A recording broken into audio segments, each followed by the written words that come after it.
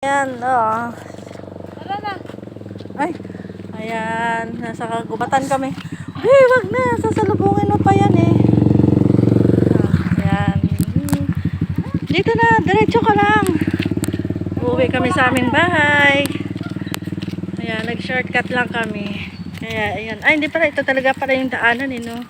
O, diba, kagubatan pa. Ayan, oh. Gusto po.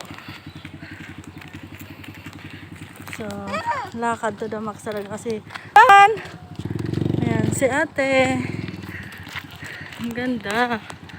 Yung mga ano na tuyot na yung mga halaman. Ay, kasi ano dito eh.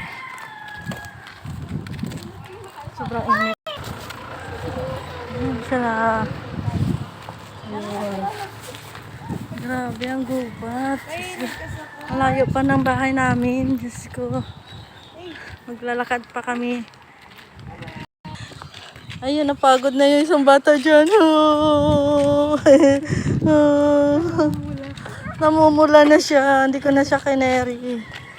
Pero laban pa rin. Naglalakad pa rin siya. Diba?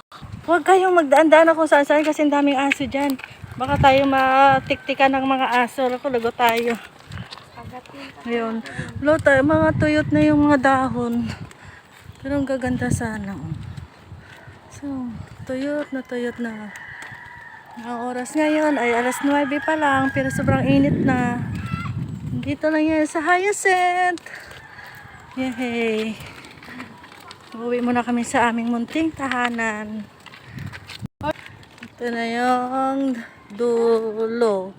Yan, malapit kami sa pinakadulo. Tapos kakanan na kami dyan. Sa kanto na yan.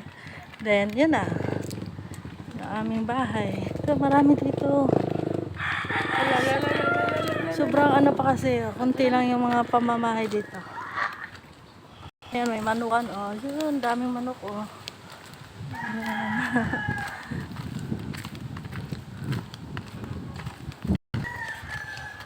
Ayan na, ito na end. So, kakanan na kami. Malapit na kami. Bye-bye.